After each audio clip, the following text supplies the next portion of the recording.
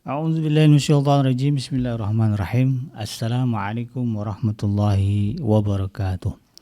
Innal hamdalillah nahmaduhu wa nasta'inuhu wa nastaghfiruh wa na'udzubillahi min syururi anfusina wa min sayyiati a'malina. May yahdihillahu fala mudilla lahu wa may yudlilhu fala hadiyalah. Asyhadu an la ilaha illallah wahdahu la syarika lah wa asyhadu anna Muhammadan abduhu wa rasuluhu la nabiyya ba'dah. Ya Allah adkhilna mudkhala sidqin wa akhrijna mukhraja sidqin wa ja'alna min ladunka sultanan nasyira ja'al haqqu zahqal batil innal batila kana zahuqa ya ghafur rabbana innana amanna faghfir lana dzunubana wa qina adzabannar amma ba'd. Alhamdulillah, segala puji adalah milik Allah. Kembali kita berjumpa di channel iDream TV dalam program Tadabbur Al-Quran, di mana insyaallah kita akan kembali ya menelaah sedikit demi sedikit apa yang Allah Subhanahu wa taala firmankan di dalam Al-Qur'an yang merupakan petunjuk hidup ya bagi kita manusia. Oleh karena itu ya, jumlah ayat Al-Qur'an ini banyak, maka sedikit demi sedikit kita pindahkan dari mushaf ke dalam dada kita. Tidak lupa kita baca salawat dan salam, Allahumma sholli ala sayyidina Muhammad wa ala ali sayyidina Muhammad.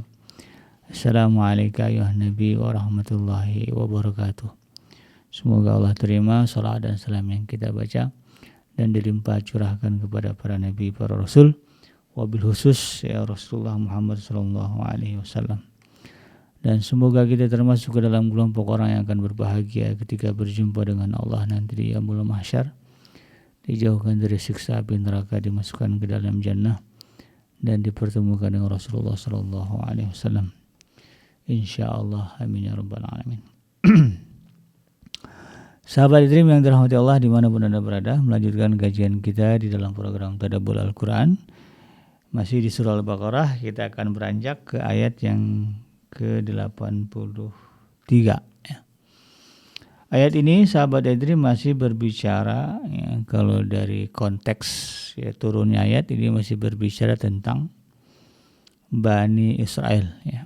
Tetapi tentu kalau kita kaitkan dengan tujuan diturunkannya Al-Quran, tentu pada hakikatnya adalah petunjuk ya bagi kita umat Nabi Muhammad SAW tentang apa yang harus kita lakukan, tentang apa yang harus kita tinggalkan. Jadi jangan memandang ayat-ayat yang berbicara tentang Bani Israel misalnya, atau kaum Samud, kaum Ad, ya itu mereka.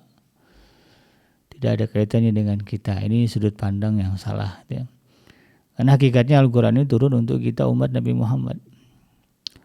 Jadi apa yang Allah ceritakan di dalam Al-Quran, apa yang Allah sampaikan di dalam Al-Quran pada hakikatnya adalah pedoman tingkah laku kita ya umatnya Nabi Muhammad SAW. Maka disinilah kemudian ya, kita memahaminya dengan istilah ibrah ya, pelajaran. Apa yang bisa kita pelajari ya, dari firman Allah Subhanahu wa taala yang menceritakan Bani Israel ya, kaum Ad, kaum Samud misalnya, atau Ashabul Aikah misalnya. Itu semuanya kita ambil ibrah untuk meningkatkan kualitas iman kita kepada Allah dan memperbaiki kualitas ketakwaan kita di dalam hidup kita ini.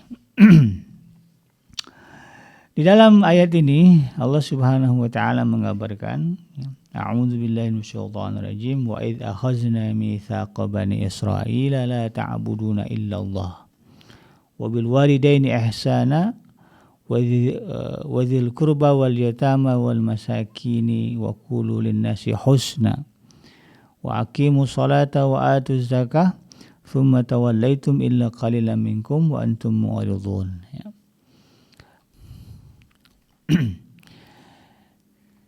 Di dalam ayat ini Allah Subhanahu wa taala ya,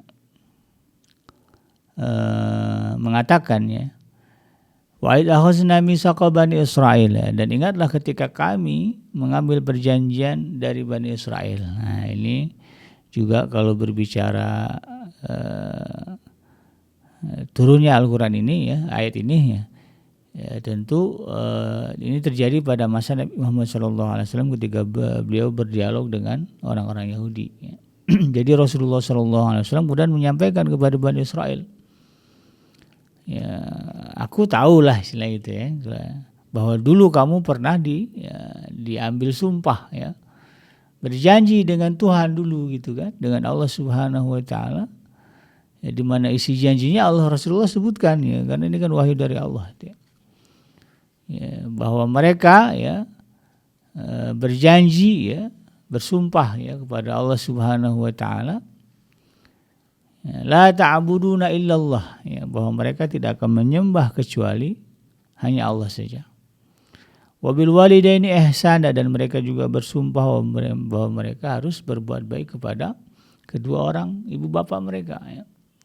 Wazil qurba, dan juga kepada kerabat, wal yatama, dan anak-anak yatim, wal masakin, dan juga orang-orang miskin ya. Wa qulu linnasi husna, dan mereka juga berjanji bersumpah ya kepada Allah bahwa mereka ya, akan mengatakan perkataan yang baik-baik saja kepada manusia. Ya. Wa aqimus shalah, dan mereka juga berjanji kepada Allah untuk kemudian menegakkan salat, wa atuz zakah, dan juga menunaikan zakat. Tapi apa yang terjadi? Tsumma tawallaitum, lalu kemudian kalian berpaling ya, mengingkari janji-janji yang sudah disebutkan tadi di hadapan Allah. Ya, illa qalilan minkum, kecuali sedikit saja di antara kalian. Ya. Jadi yang taat hanya sedikit, mayoritasnya kemudian mengingkari sumpah-sumpah, janji-janji yang sudah diikat ya dengan Allah Subhanahu wa taala. Wa antum mu'ridun, dan kamu masih juga menjadi pembangkang. Sudah dijelaskan sedemikian rupa ya oleh Rasulullah SAW, tapi kemudian tetap saja ya masih membantah dan membangkang.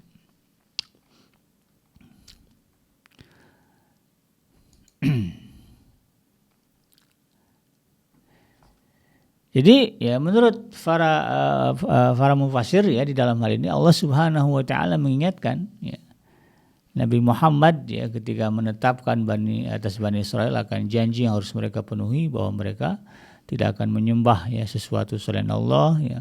Kemudian mereka dilarang oleh Allah beribadah kepada selainnya.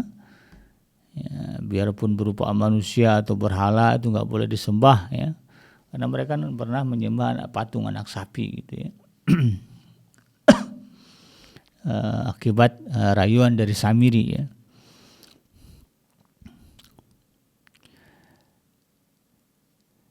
Kemudian juga ya ditegaskan tadi ya deretan-deretan itu. Nah, kalau kita perhatikan sahabat Dream yang dirahmati Allah ya, apa yang diperintahkan, apa yang dijanji, apa yang kemudian menjadi janji antara Bani Israel dengan Allah Subhanahu wa taala, itu juga merupakan perintah dan janji ya, yang mengikat kita muslim ya, umat Nabi Muhammad SAW. Dan ini kemudian menunjukkan bahwa ya, syariat ya, pada hakikatnya syariat atau jalan ya menuju Allah Subhanahu wa taala dari mulai Nabi Allah Adam ya sampai kepada Rasulullah Muhammad SAW sebetulnya sama. Ya, kita berada di ajaran ya, yang sama. Kita berada pada agama yang sama. Ya, jadi Islam ini bukan agama baru gitu kan. Islam ini adalah agama yang Allah turunkan kepada Nabi yang pertama, Nabi Adam alaihissalam. Kemudian dilanjutkan ke nabi-nabi berikutnya sampai kepada Nabi Muhammad SAW. Ya. Dan keberadaan para nabi ini adalah dalam rangka mengingatkan kembali risalah yang dibawa oleh Nabi pertama. Ya. Bahwa Nabi Adam dulu turun ke alam dunia mengajarkan anak-anaknya ya, tentang tauhid ya, tentang agama, tentang bagaimana menyembah Allah Subhanahu wa taala, lalu kemudian ya diikuti anak cucunya, lalu kemudian lama-lama anak cucunya mulai lupa ya, mulai lalai, mulai ingkar, turun lagi kemudian Nabi yang mengingatkan kepada itu lagi. Ya begitu selanjutnya sampai kepada Nabi Muhammad SAW. Makanya kemudian ada satu ayat di dalam surah Ali Imran ayat yang ke-64 ya, yang menyebutkan ya bahwa sebetulnya ya, antara kita ya dengan ahli kitab ya, Yahudi dan Nasrani pada dasarnya ajarannya sama gitu kan. Kalau kembali kepada kitab yang benar di antara mereka ya, bahwa mereka pernah Allah turunkan kitab Taurat ya kepada Nabi Musa, lalu kemudian juga kitab Injil kepada Nabi Isa alaihissalam. Ya. Kalau merujuk kepada kedua kitab ini, lalu kemudian di-compare dengan Al-Quran, sama ya, intinya. Ya, disebutkan di dalam surah Al-Imran ayat ke-64 ini, Qul ya ahlal kitab, ya, katakanlah wahai ahli kitab. Ini perintah Allah kepada Rasulullah SAW. Ya, ta'alau ila kalimatin sawa'in bainana wa bainakum. Ya, marilah kita berpegang kepada satu kalimat ya, yang tidak ada perselisihan di antara kamu dengan kami ya. Kalimat yang sama yang tidak ada perselisihan antara kamu dan kami. Ila kalimatin sawa ya, kepada satu kalimat yang sama bainana wa bainakum, antara kamu dengan kami. Apa itu? Alla na'budu illallah. Nah, sama kan? Ingat ya, ingatlah bahwa tidak ada yang kita sembah kecuali itu selain dari Allah Subhanahu wa taala. Wala nusyrika bihi, dan kami wala nusyrika bihi syai'a ya, dan kami dilarang ya untuk kemudian mempersekutukan dia dengan apapun. Ya. Kamu diperintahkan untuk menyembah Allah dan enggak boleh syirik. Kami juga sama diperintahkan untuk menyembah Allah dan enggak boleh syirik. Ya. Istilahnya Nabi Muhammad SAW yang mengingatkan Bani Israel bahwa sebetulnya ajaran Islam dengan ajaran yang mereka yakini pada prinsipnya sama. Maka kemudian Rasulullah SAW menyebutkan ya apa yang Allah firmankan di dalam surah Al-Baqarah ini, bahwa Rasulullah tahu ya bahwa mereka ya juga dulu pernah diambil janji, diambil sumpah ya. Dengan detail ya Rasulullah kemudian menyebutkan bahwa mereka ya diperintahkan oleh Allah Subhanahu wa taala untuk menunaikan beberapa ya syariat ya. Yaitu menyembah Allah, tidak syirik ya, lalu kemudian tadi yang disebutkan ini berbuat baik kepada orang tua, kepada kerabat, anak yatim, orang miskin ya, dan berkata yang baik kepada manusia, lalu kemudian mendirikan sholat, menunaikan zakat.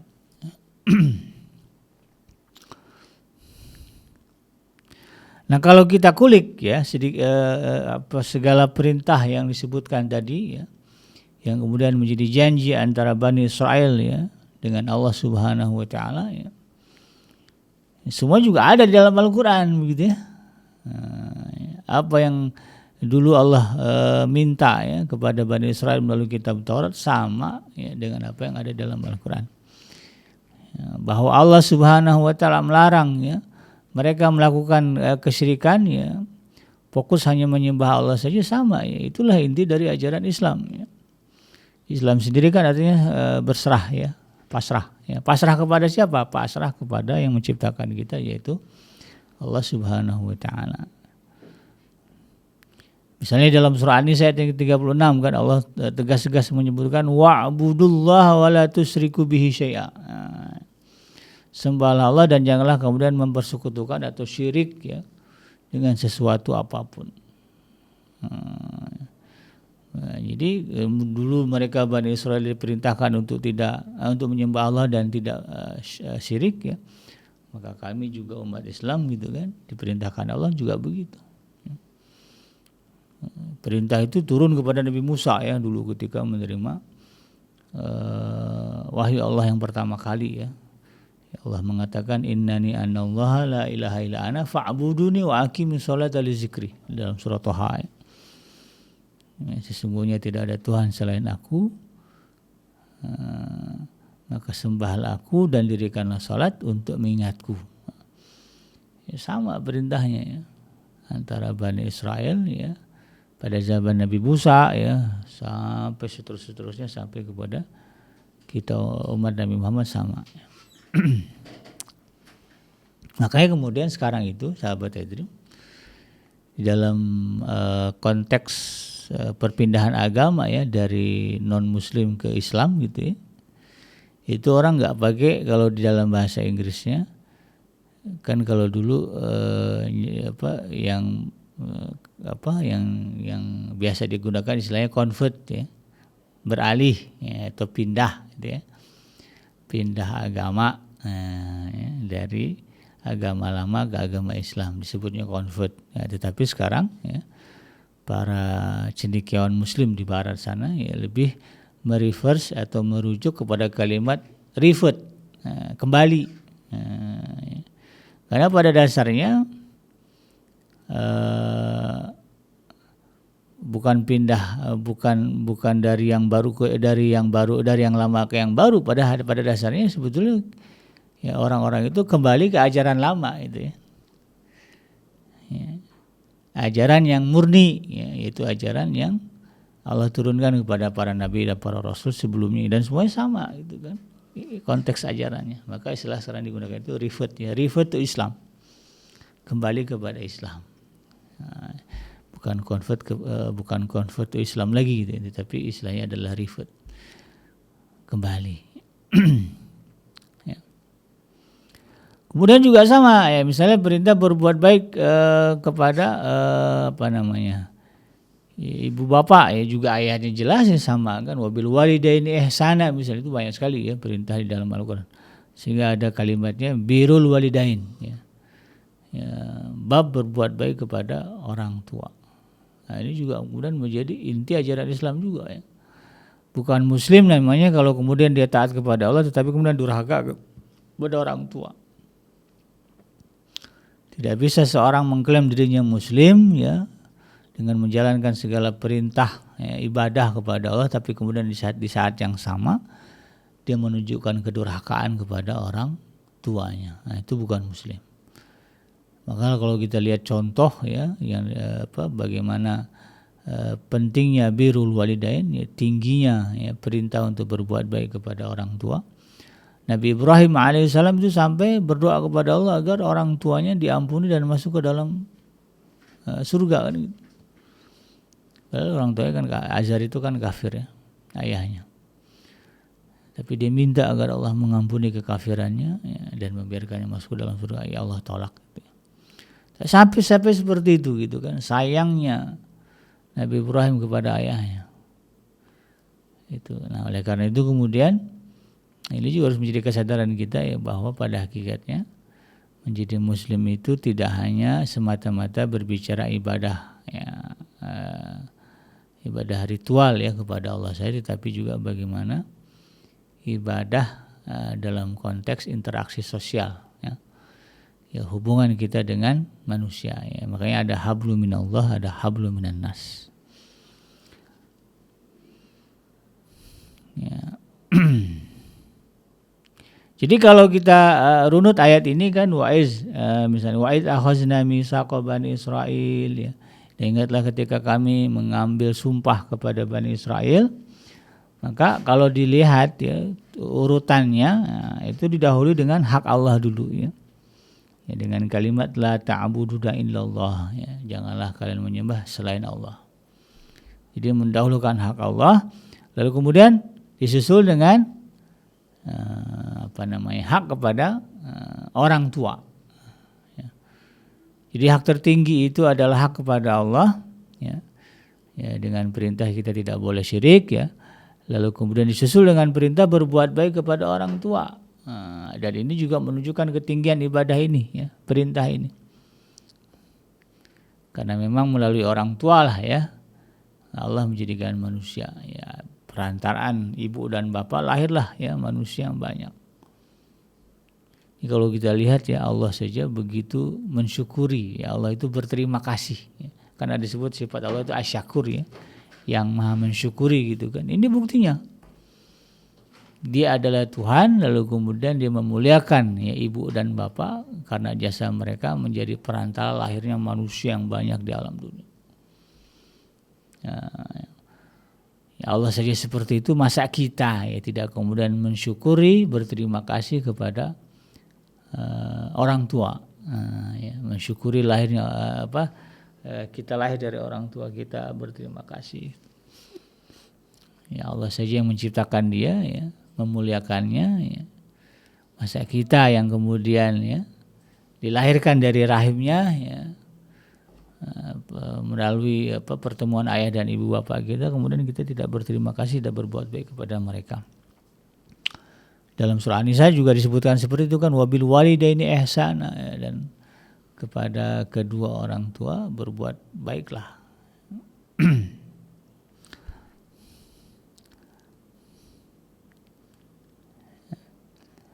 Dan itu merupakan merupakan ya bentuk ya, balas budi kita ya kepada orang tua kita. Jadi kalau saya suka membahasakan ya dalam banyak kesempatan kalau berbicara tentang birrul walidain ya, berbuat baik kepada orang tua. Cukuplah kita kemudian merasa berhutang budi ya. Wajib ya untuk kemudian merasa berhutang budi dan wajib kemudian bertekad untuk membalasnya ya. Membalasnya ya, kebaikan membalasnya kepada orang tua kita sampai mulai hanya karena orang tua kita telah melahirkan kita ya. Jadi mau saja orang tua kita ini mengandung kita ya, ibu-ibu kita ini terutama ya, mau dia membiarkan perutnya diisi oleh kita sebagai anaknya, lalu kemudian lahir gitu kan, dilahirkannya dengan selamat itu. Sampai di situ saja, nah, ini udah cukup ya bagi kita sebagai seorang muslim, sebagai seorang anak untuk kemudian wajib merasa berhutang budi. Kemudian harus bertekad untuk membalasnya. Karena 9 bulan kita berada di perut dia, kemana-mana dibawa, gak pernah ditinggal, makan, minum ya. Bahkan kalau orang tua yang punya rezeki lebih, diutamakan ya. Pergi ke dokter ya, minta vitamin ya. Makan nggak sembarangan, kalau karena sembarangan makan ya bisa efek ke janin gitu ya.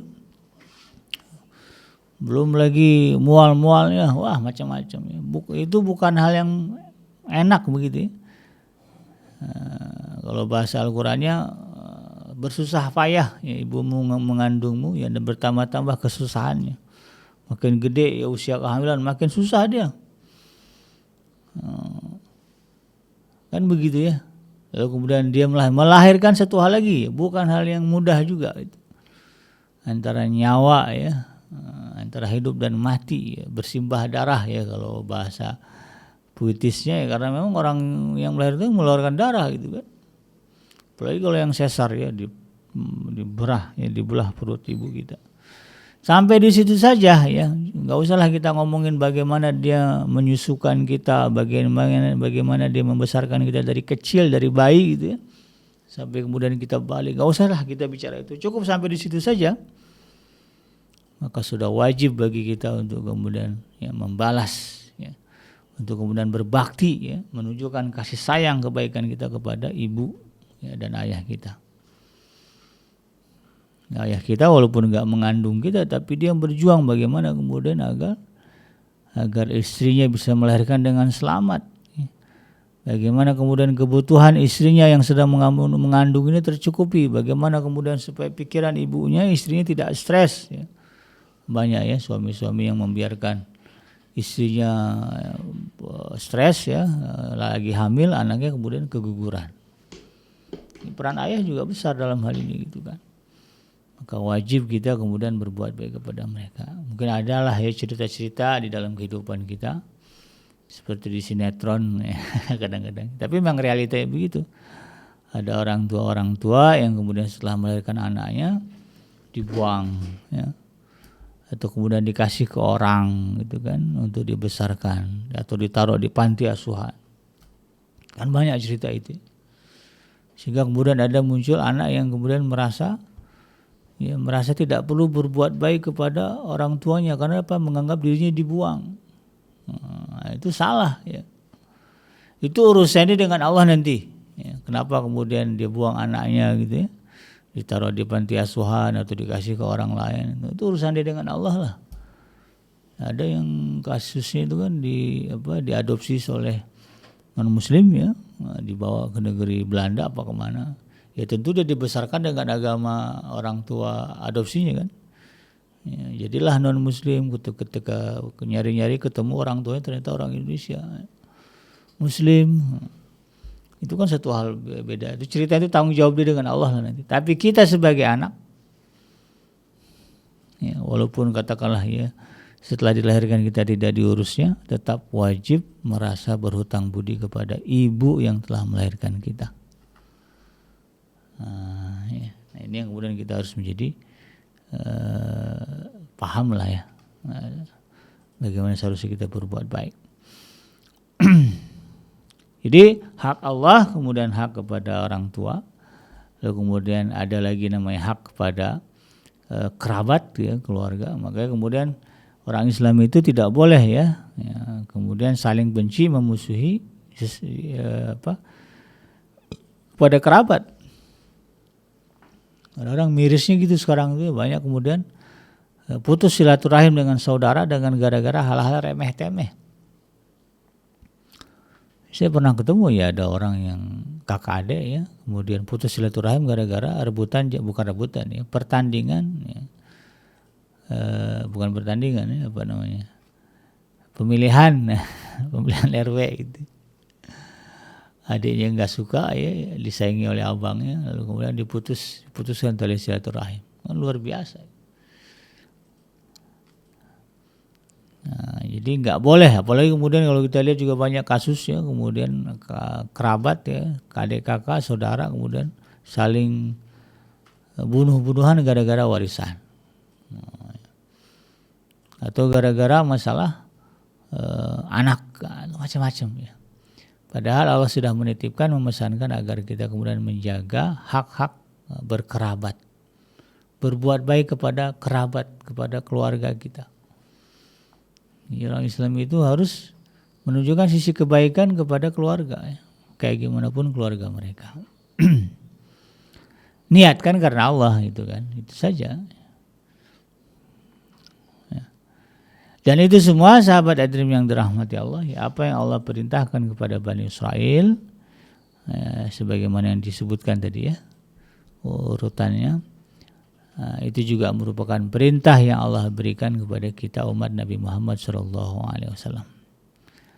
Nah, kemudian yang penting bagi kita untuk kita tadabburi dalam ayat ini adalah ya, Bani Israel dulu ya sudah diambil janjinya untuk kemudian melakukan ini kebaikan-kebaikan ini. Mereka kemudian berpaling ya.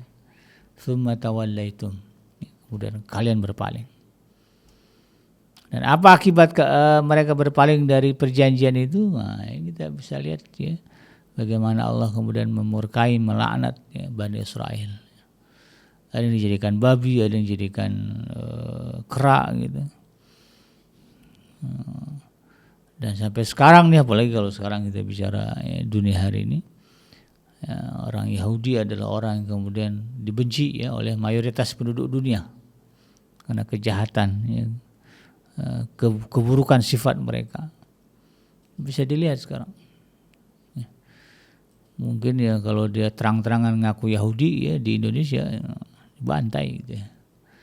Banyak orang yang kemudian akan menjadi haters ya, menjadi musuh dia.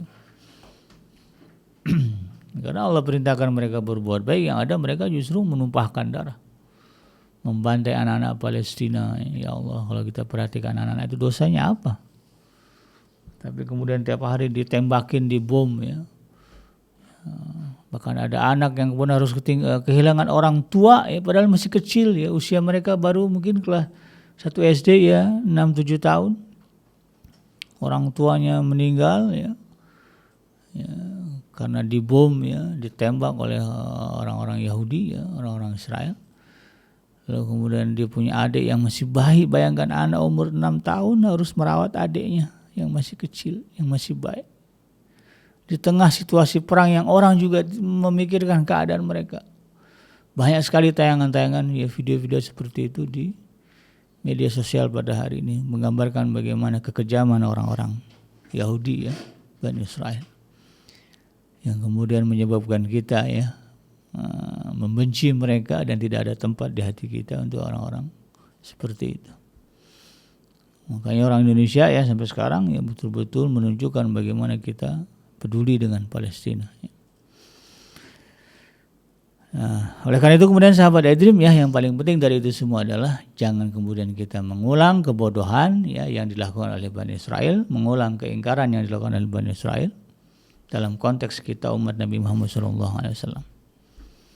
Yang ada justru kita harus berkebalikan ya, kalau mereka dulu berjanji kepada Allah kemudian mereka mengingkari, maka kita sekarang umat Nabi Muhammad ya, kita terima ya perintah-perintah dari Allah itu, lalu kemudian kita istiqamah sampai kita meninggalkan alam dunia ini menghadap Allah Subhanahu wa taala.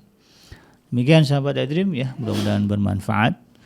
yang benar datangnya dari Allah Subhanahu wa taala dan yang salah semata-mata lahir dari kealfaan dan kehilapan saya pribadi. Saya Kenji pamit undur.